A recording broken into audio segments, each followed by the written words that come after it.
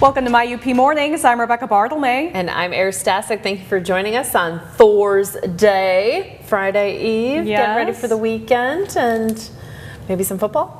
Well, not till Monday Night Football. Packers play Monday night. Okay. I guess Monday night it is. Here's what we've got on the docket for today. What's up with your weather? We're expecting some raindrops increasing later on tonight. Maybe some snowflakes mixing in as well.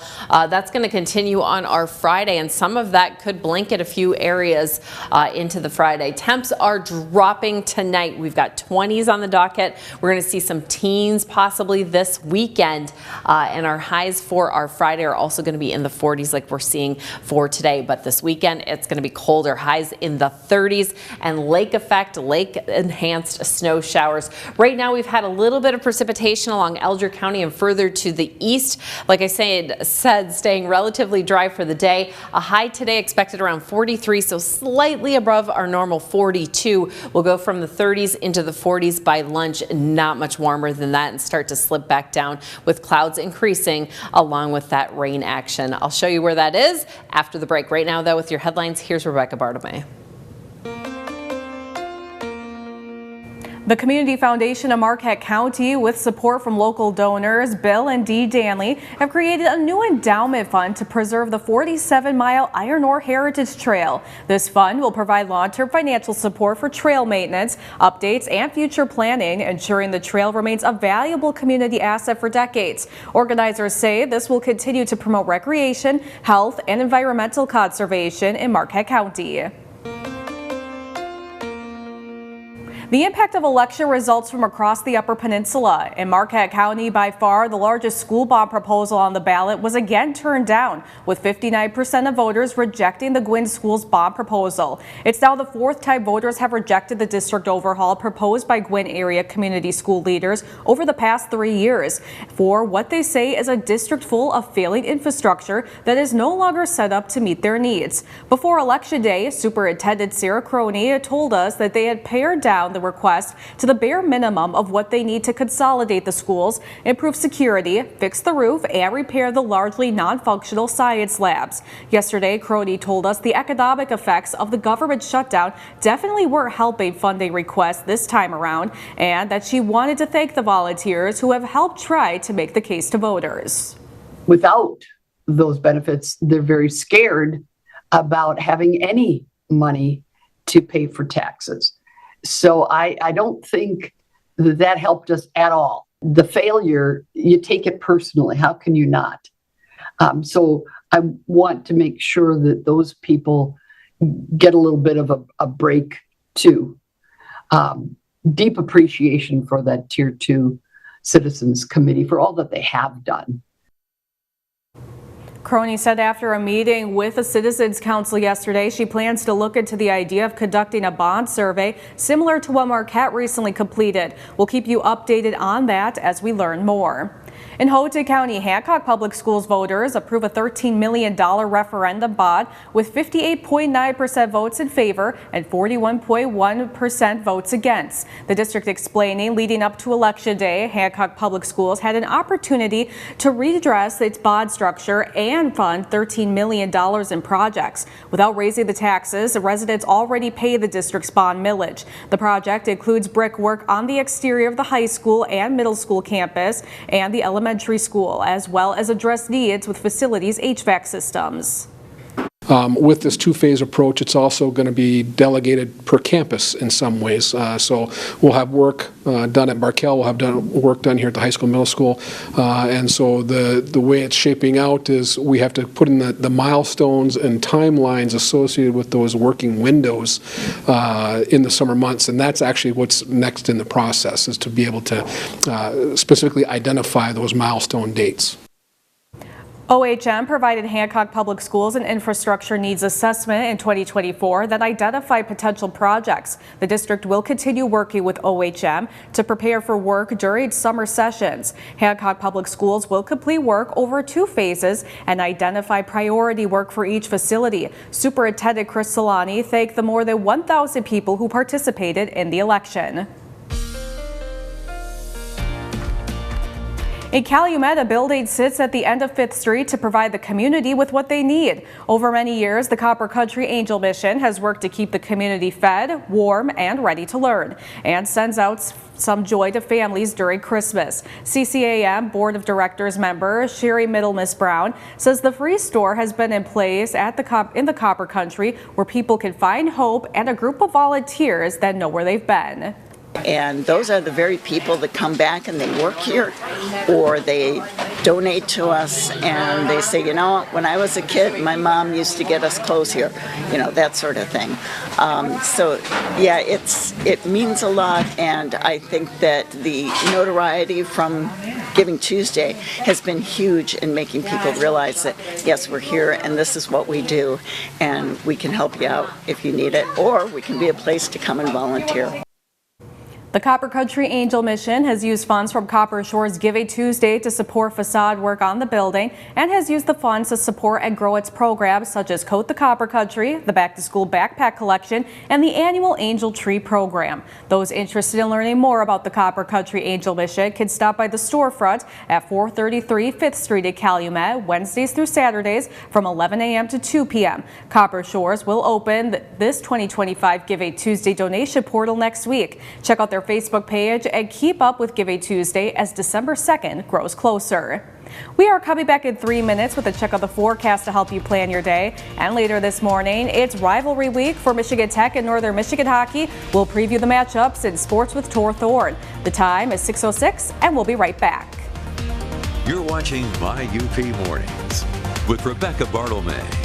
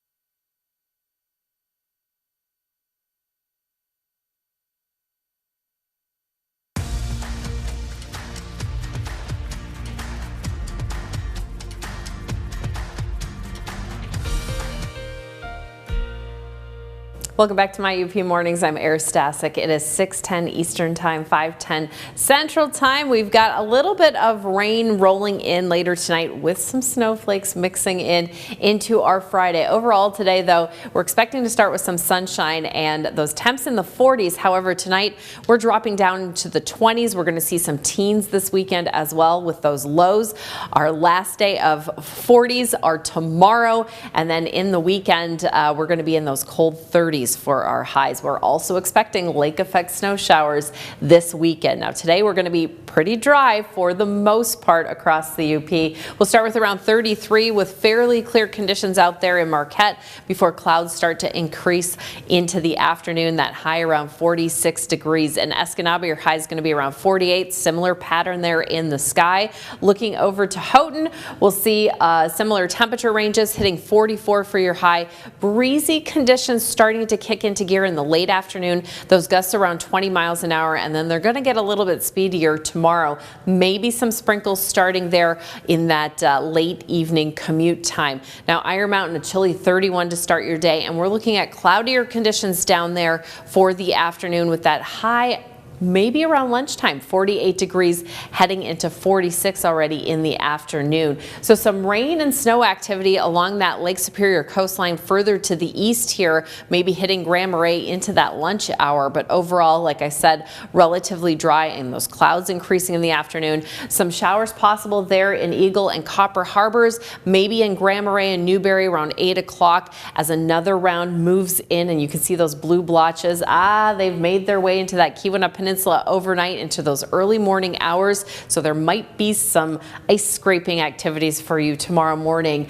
Looking at 6 o'clock though, further to the east from Marquette all the way over to the Sioux, we're seeing some rain activity, and then we've got another round rolling in that northwest coastline, possibly some snow showers mixing in here in the afternoon and evening, mostly in the west, but we could see some in the north half of that east side there.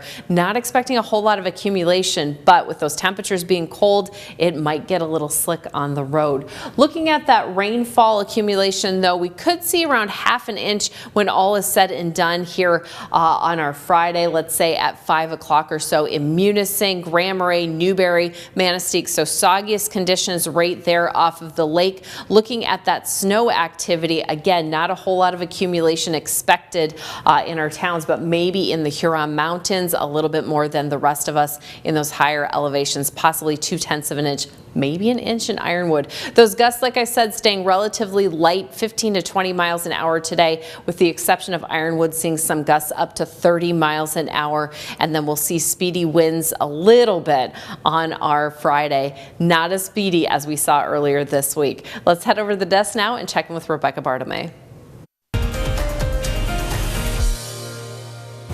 This morning we are talking about the first ever Sweater Weather Showdown. Joining us in the studio we have Courtney, Andrea, and Barb. Thank you all for being here this morning. Thanks for having us. Yes, and so first of all, just tell me what this event is.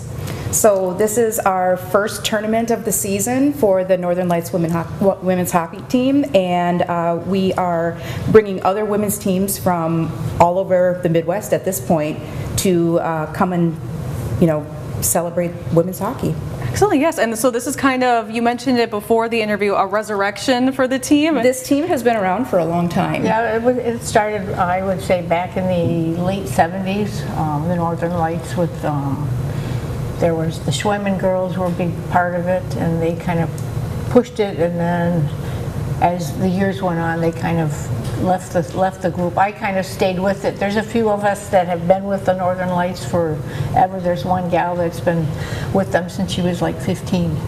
Wow. So it's been around for a while. Excellent, yes. And so the tournament is November 7th through the 9th, and there is a fundraising aspect to it, correct? Yes. We decided that we wanted to champion a cause. The best tournaments give back, so we opted for the Women's Center. Yes. And we are grateful for that. And so for the Women's Center, what does this mean for you guys? How will funds from this be used?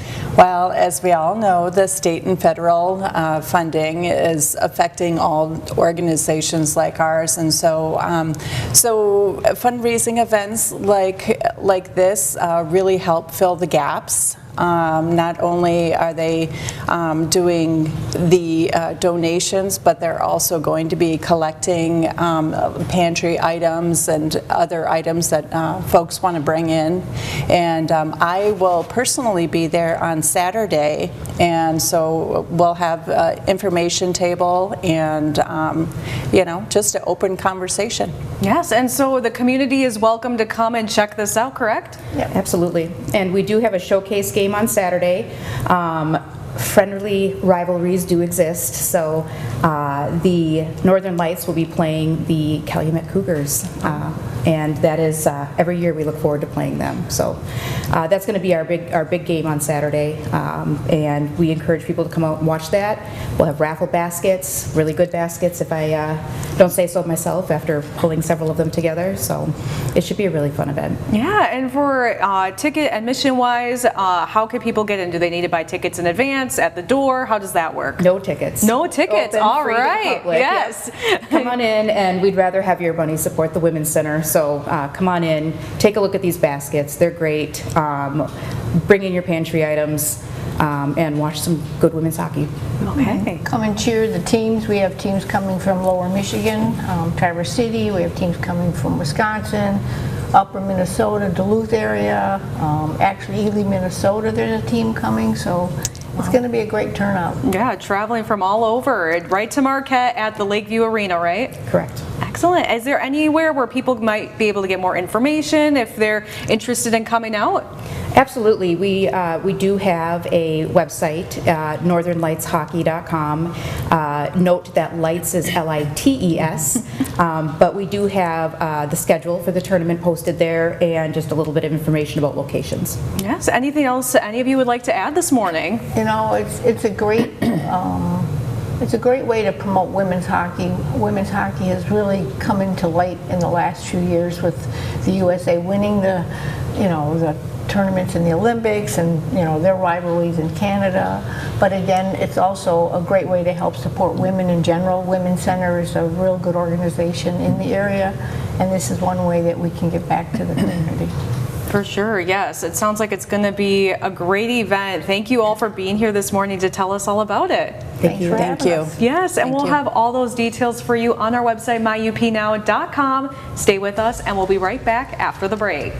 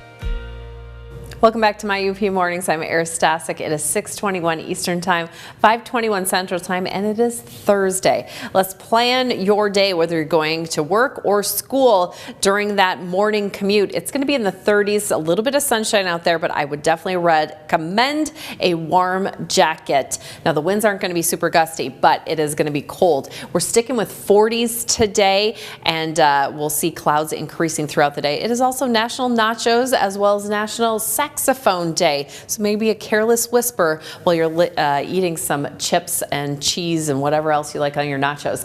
Looking at rain for the next 24 hours, relatively dry till around lunchtime, maybe some isolated showers in Escanaba. We'll see things kick into gear later on this evening. A little bit earlier for Houghton in the evening here around 7 o'clock or so, we'll start to see more shower activity there. Marquette is kind of sandwiched in between. Let's see how that plays out here on the map. We're looking at some rain and snowflakes possible along Lake Superior shoreline here into that lunch hour, possibly touching down in Grand Marais, but overall pretty dry conditions. Copper Harbor, some showers there for your evening commutes, and that's going to extend from Grand Marais to Newberry and then over to the Sioux from 7, 8 o'clock until 9 o'clock when another round moves in. And we've got some snow later on tonight, mixing in with that rain here in Houghton, Keweenaw, Baraga, and even West Marquette counties. So you could wake up with some frost on your windows and windshields on Friday. Looking at more shower activity on the east side on Friday for the morning.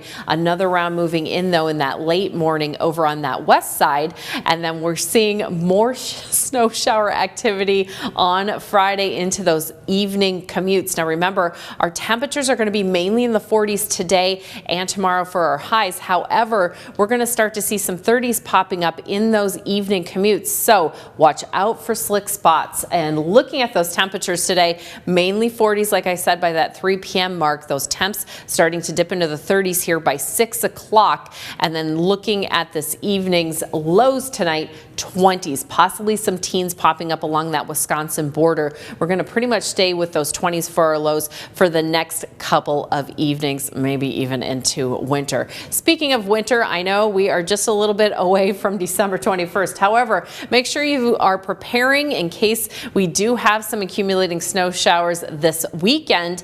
Do you have your shovel ready to go? Salt, sand, snow blower, is that ready to roll? First aid kit for your vehicles along with some backup food and water in your vehicle and in your house. Looking at temperatures right now, it is a cool 24 in Crystal Falls, or I should say cold 24. Iron Mounds at 25, Gwynn Sawyer 28, Escanaba 29 degrees, Marquette 37, and currently in Munising it is 41. Let's check in now with Tor Thorne and sports.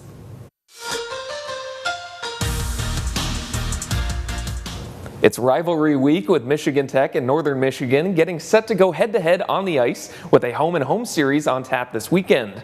The Michigan Tech Huskies enter this one coming off a weekend split, most recently a shutout win at St. Lawrence to move to 5-2 overall and 2-0 in conference standings. Tech has won 5 straight over the Wildcats and is unbeaten in their last 6 matchups with a tie in February 2024.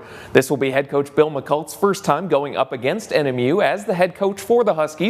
But he's no stranger to the rivalry, being part of it during his last coaching stint with the program. McCult says he has respect for Northern Michigan, saying they're a much improved team from a year ago.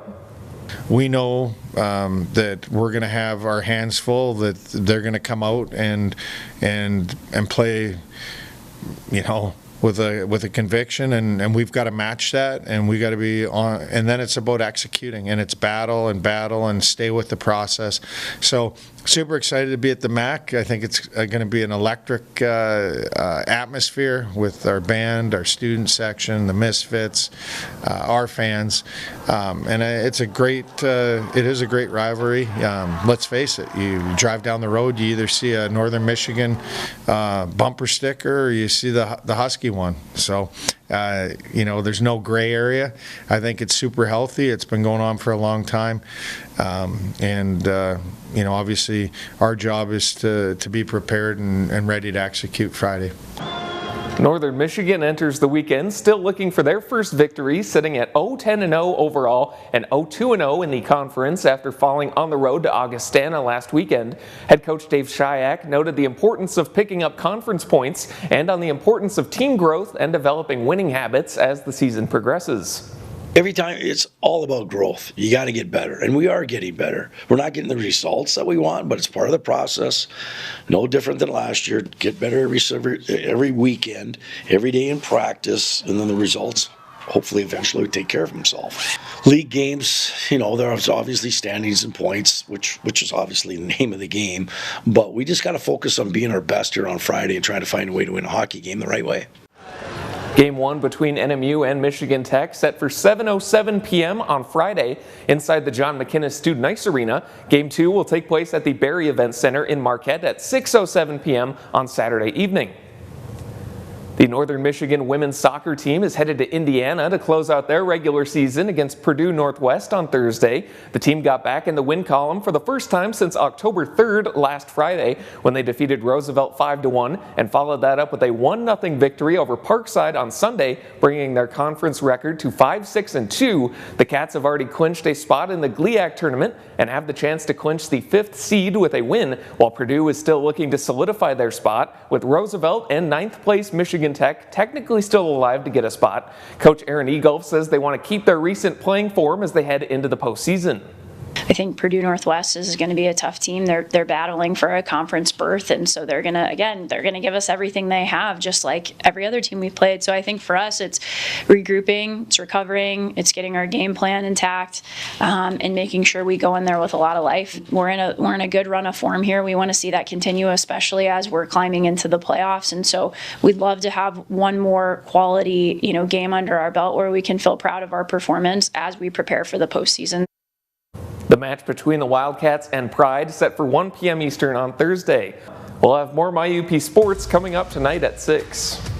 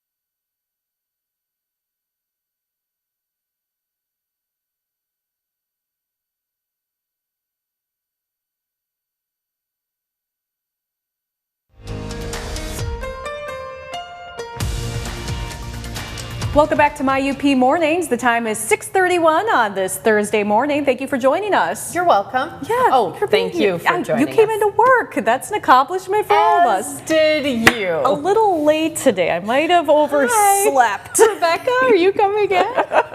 That's why we got each other. Yeah, we're a team. We for sure are. Okay, here's what's up with your weather. We've had a little bit of sprinkle situations over Elger County and further to that northeast corner. However, we are looking to be relatively dry during the daytime today. We'll see clouds increasing and rain showers rolling in later tonight, overnight, with some snow mixing into our Friday. Yeah, wintry mixes are back, baby.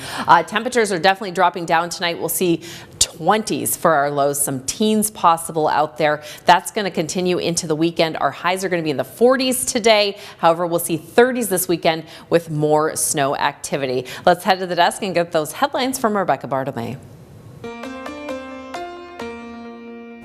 A media outlet in the Copper Country shares a scam alert related to potential advertising. Listen UP Radio of Hotech shares the company has been contacted by 2 clients informing them of a scam caller contacting businesses about holiday advertising on the radio. The third party has been identified as the Public Broadcast Group. Listen UP believes the third party has been contacting local businesses within the past week as early as October 27th. If you are unsure if you've been contacted by this scam caller, contact Listen UP Radio at 906-482-7700.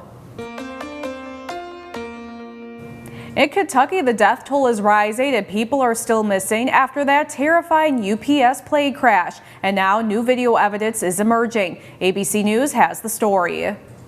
This morning, the search for answers after this UPS cargo jet in Louisville, loaded with nearly 250,000 pounds of fuel, lost an engine during takeoff. 12 people are confirmed dead, including a child, but that number could rise. Oh my God! NTSB investigators say they found the plane's black boxes and are reviewing videos showing the flight bound for Honolulu barreling down the runway with its left engine on fire. And we have viewed airport CCTV security coverage, which shows the left engine detaching from the wing during the takeoff roll. As the aircraft begins to rotate and tries to gain altitude, we see sparks coming out of the center engine, which suggests that some of the debris may have damaged the second engine. This truck driver's dashboard camera capturing the moment the plane hit the ground, skidding on its side. The crash badly damaging a petroleum recycling plant and an auto parts warehouse. Did everybody make it out? No. What do you mean no? No! 3 employees of the auto parts business are still missing. The CEO tells us his business looks like a war zone, adding the plane is in pieces. The fuselage is where one of our administration offices used to be. It was very tough. The governor and Louisville's mayor touring the crash site yesterday. The wreckage still smoldering. The plane had been out of service for maintenance for much of the last month, and once again over the weekend. Basically, what we had here was probably one of the worst in history, if not the worst, uncontained engine failures. Well, the debris field from the explosion is pretty big. People in the surrounding areas are asked to call police if they find any wreckage. Mola Lengi, ABC News, New York.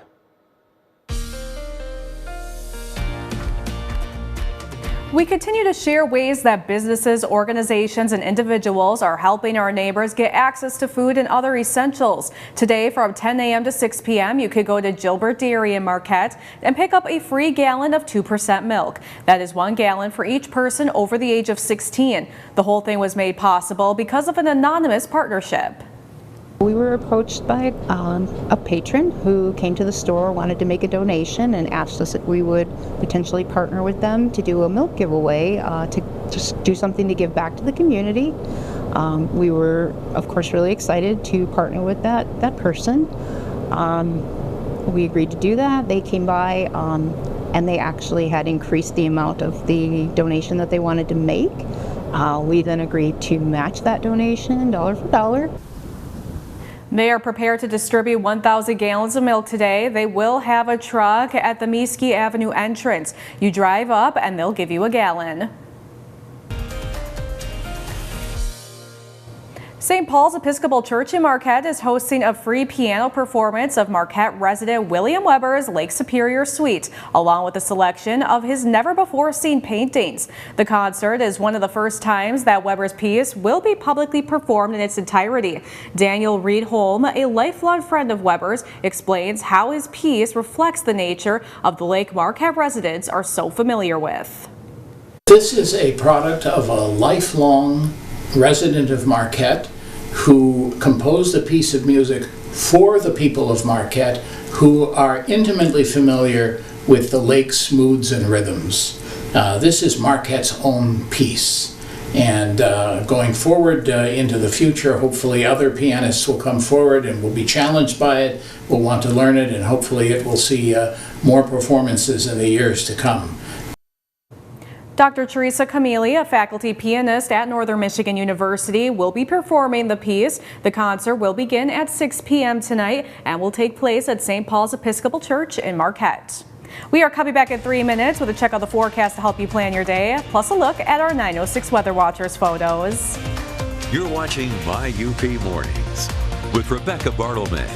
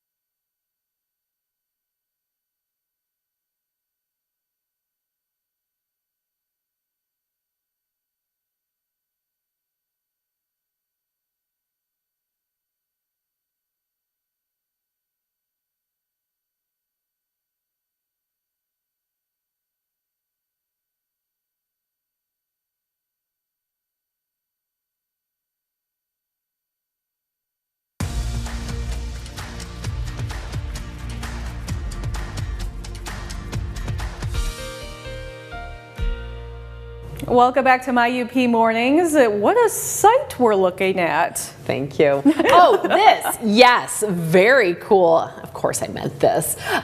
This is a cold air funnel, which are kind of like tornadoes, except they usually rarely touch the ground, so there's no warnings ever issued for them. Fun fact for you, but this was in the Keweenaw courtesy, and there's two pictures that I'm going to show you here, and I don't know who took which or if it was a tag team situation, but we've got Stacey Marie Beauchamp and Lynette Marie Campbell. So thank you so much for capturing these shots. Here's the other one. I know, I mean, if we saw that here or like wherever you live, you'd be like, what is going on? So I'm glad everyone was safe. I don't believe it touched ground. I don't think so. Maybe it did, let me know. But again, it's very rare for them to do that. Here is Jake. Sandra Updike took a little bit of a tour yesterday, captured some sunshine, left the cloudiness that was down at Tamarack Lake and headed to Lake Superior with Jake, who's looking like they're getting their senior picture pose. And then also on their trip back down there, this is over some swampy land somewhere in the west half there, that full... The beaver? Moon. It's a super moon too, so it's the closest point that we're going to have, or it's at its closest point to Earth. So it is a very special moon. But how funny, the beaver moon over a swamp. We usually see beavers.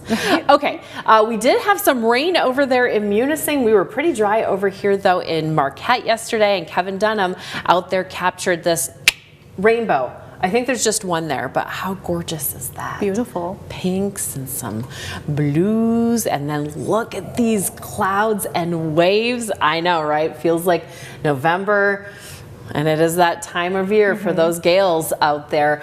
This is from Mark Janofsky. This is in Marquette, and this is the Upper Harbor. We've got the Joseph L. Block, I have to cheat here, ore boat that's on dock. And then out in the water over here is the Honorable Lee White boat. Okay. So that's that boat, and at least I think that's what's going on. The shiny lights, yes. But wow, that was an incredible shot. And then one more here, the Aurora was definitely out.